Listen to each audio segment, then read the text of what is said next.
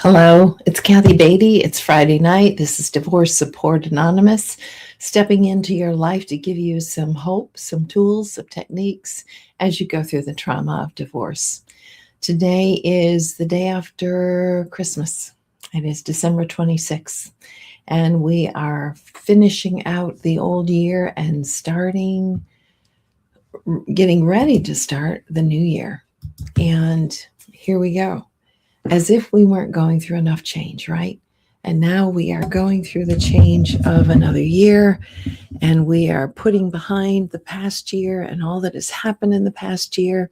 So I just want to give you some thoughts, some hope, some techniques as you prepare and plan. Because I found after the last 20 years of working with people that structure is really comforting to us right now, because we feel like we have lost control over a lot and we don't have a lot of structure and life is in an uproar. We don't know what the future is going to be sometimes.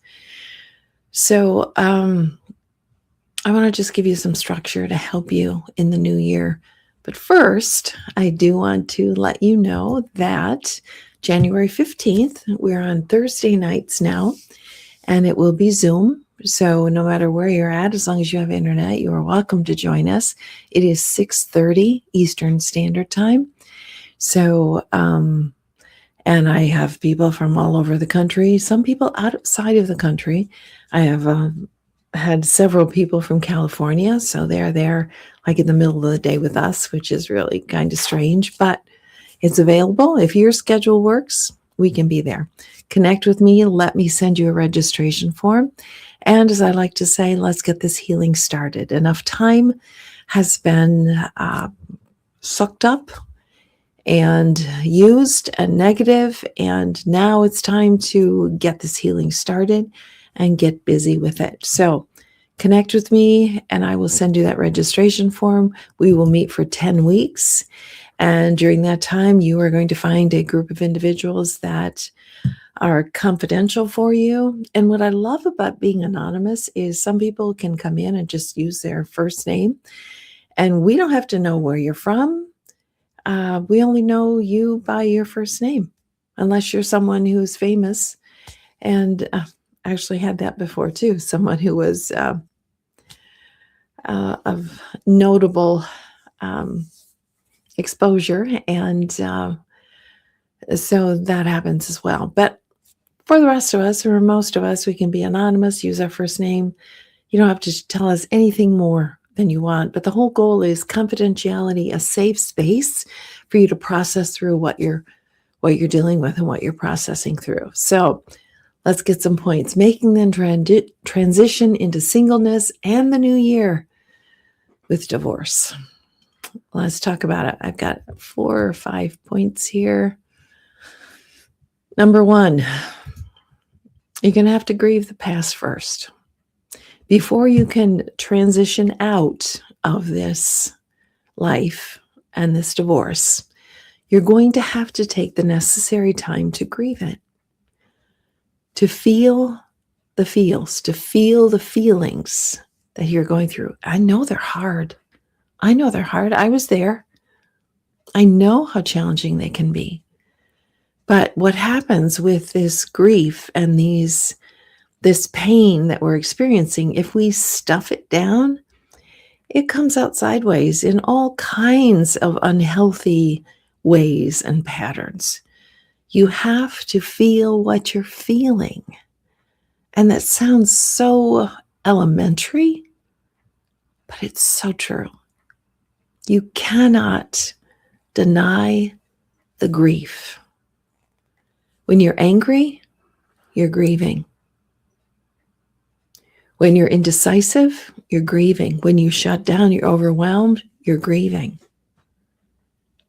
So why not just grieve and do it honestly and take care of the business of grief? So you do have to grieve the past first, and then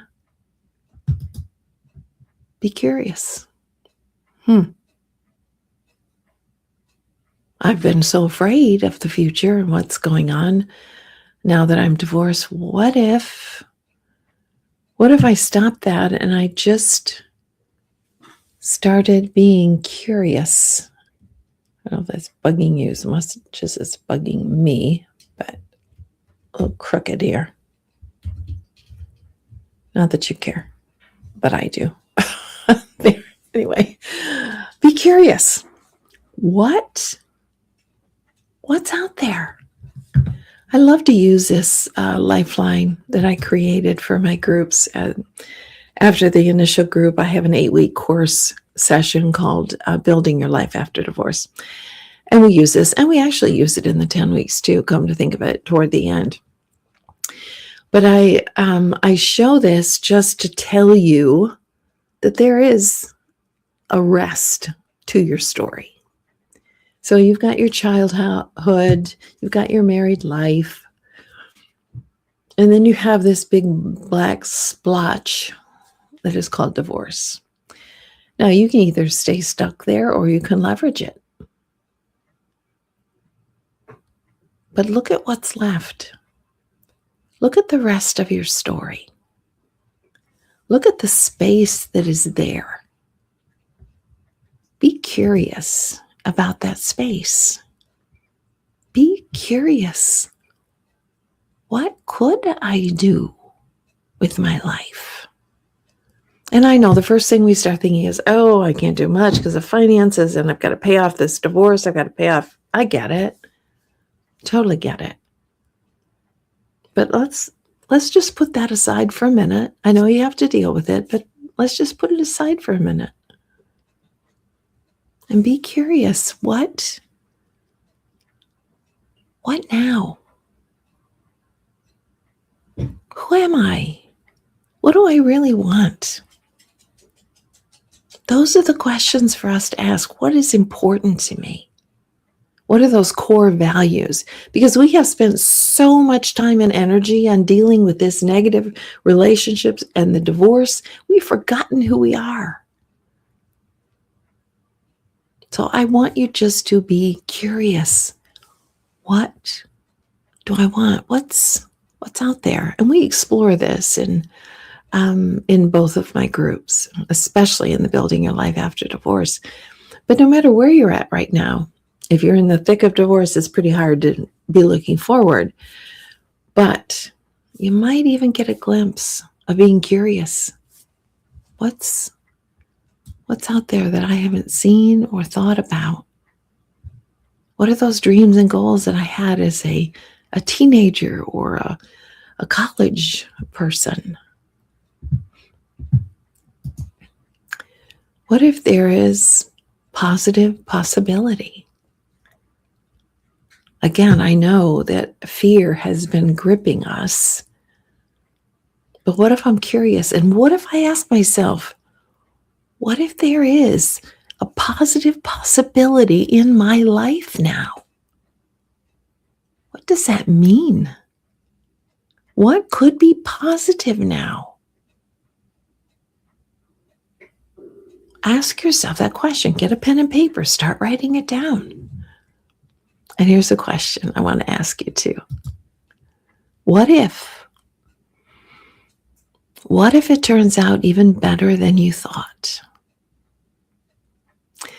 I am finishing up a group of Building Your Life After Divorce, and there's one woman in my group that decided that she would create these drawings and paintings for us, the participants in the group, myself, and the other gentleman that I'm mentoring.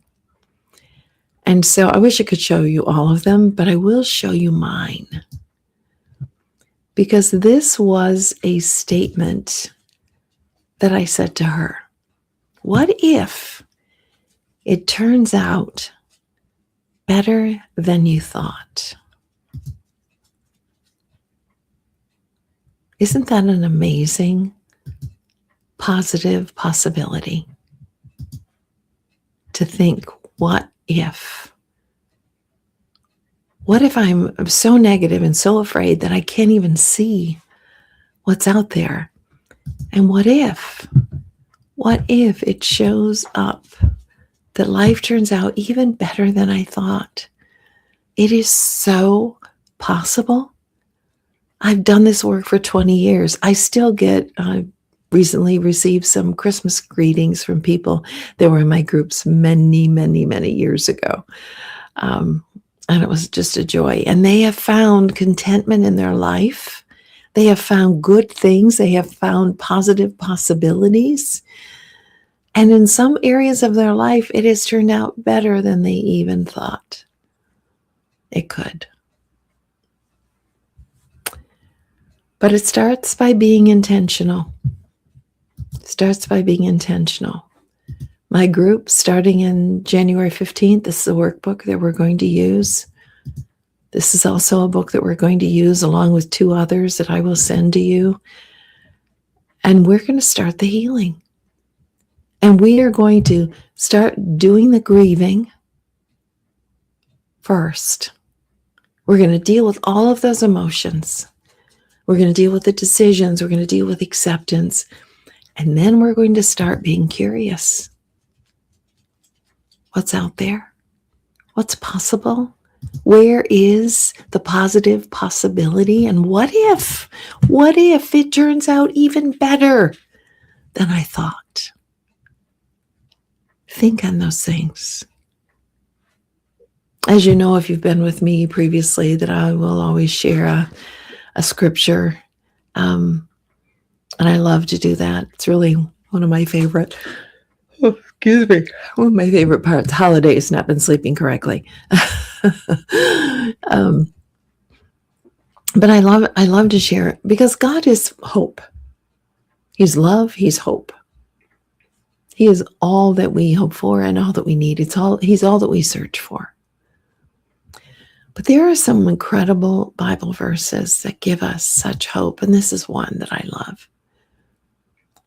That no eye has seen, nor ear heard, nor the heart of man imagined what God has prepared for those who love him. Sister and brother, you cannot imagine it. You can't see it with your mind's eye. You can't imagine it. You can't imagine what it would sound like. The things that God has prepared for you, for those who love him. And that's based on relationship, right? That's based on relationship with God. And that is only through Christ. And that's what we're celebrating Christmas about. It's only through Christ that we have a relationship with God. And then he says to us, oh, child, you have no idea what I have prepared for you. No idea.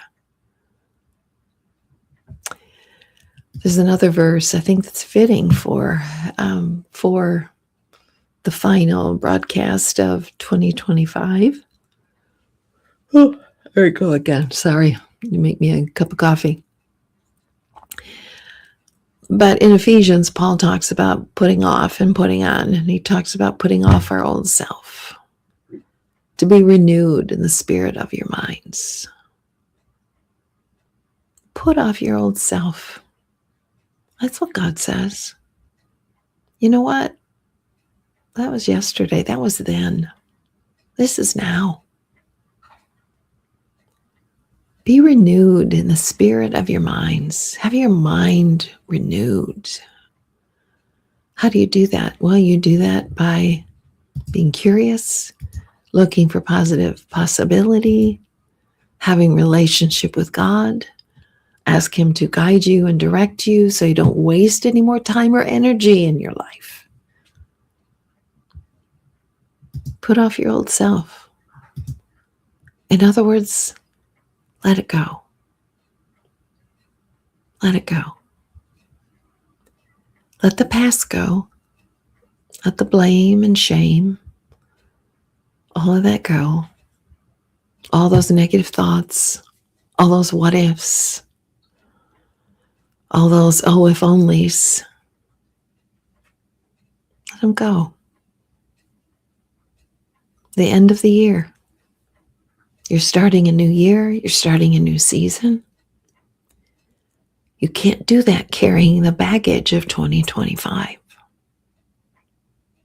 it's time to let it go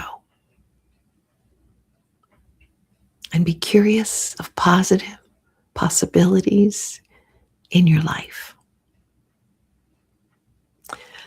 I hope something that has been said has stirred you in a good way, has made you think of good thoughts, has given you hope, given you maybe a little bit of structure to find it.